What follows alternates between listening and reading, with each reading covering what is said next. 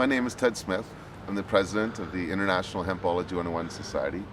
And this month we are celebrating 20 years of activism in Victoria, British Columbia. And so I thought to share some stories, especially of the old days that aren't very well documented this month for my weekly blogs.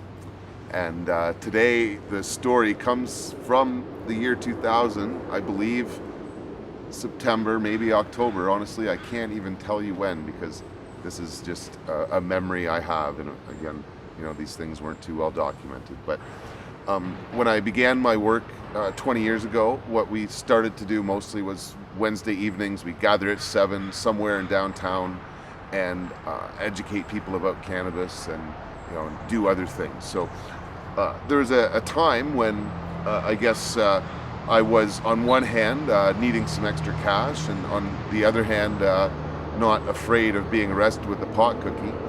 And so I would actually spend a day baking cookies and bring a big backpack full of them and get people to line up at Hempology when I showed up, and I'd sell them for $1 a cookie till they were gone, just one cookie per person.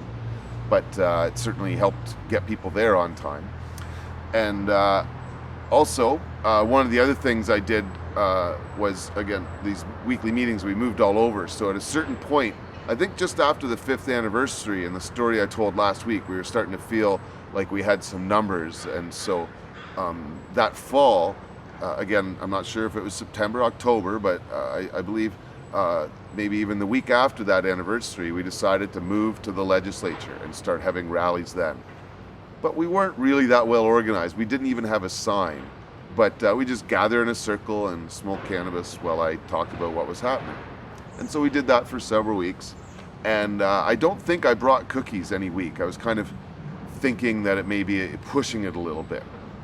And so, of course, the week that I decided to bring a backpack full of cookies, I'm walking up to the ledge, and I saw a couple of police officers on horses, which by that time in the night, they're very rarely on horses in Victoria anymore. Actually, I don't even think they have police on horses anymore. But certainly it wasn't common to see them in the evening, and there's no security at all visible, so it seemed funny. And of course, by the time I got to the back, there's a whole bunch of other police officers and the security all waiting for me. And ironically, my sort of nemesis, Darren Lar, Sergeant Darren Lar, or Lars as he's known as, was there waiting to talk to me about things. And I think the first thing he said was, "Those better not be brownies there." And I'm like, "Oh, no, I don't have any brownies here at all."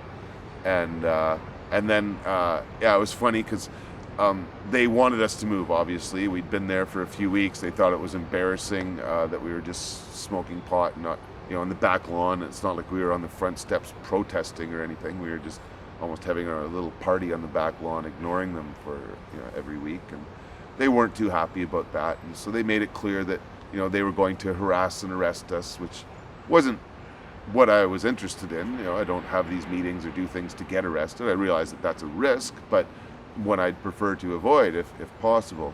And so I told them, look, okay, we'll move the meetings if it's that big of a deal. We'll go somewhere else. I didn't say where, though, because I didn't know where. I had an idea where I'd move it, but I told the police, look, I'm going to talk to the group, figure out our options. People are still coming, so let's give it some time.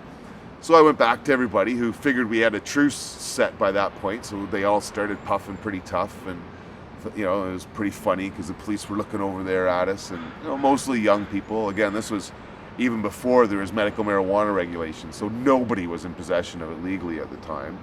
And it was something that they were offended by, but whatever, we knew we had a bit of a truce, so we puffed tough for probably 20 minutes before I went back and told them that we were going to leave. I didn't say where or what we were going to do. I'm like, okay, we're ready to go.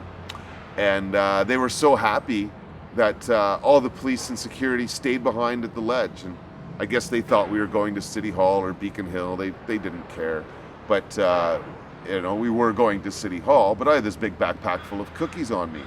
So when we were marching along the inner harbor, I just decided at a certain point to duck off over to the Empress, this big, beautiful hotel in downtown Victoria, and put my backpack down, got everybody to circle around me, and gave specific instructions that if people had a cookie, that they should eat it while they were in the center before getting to the fringe, and that everybody else who didn't have a cookie had to protect the people that did. And I sat there and sold those cookies as fast as I could. We had 2 cops on bikes that were watching us, but there was such a big group and we were so organized that they couldn't get near me.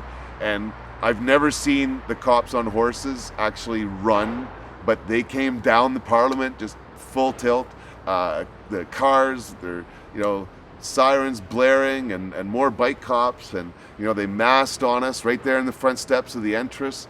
But I sold the last cookie right when they were starting to move in on us.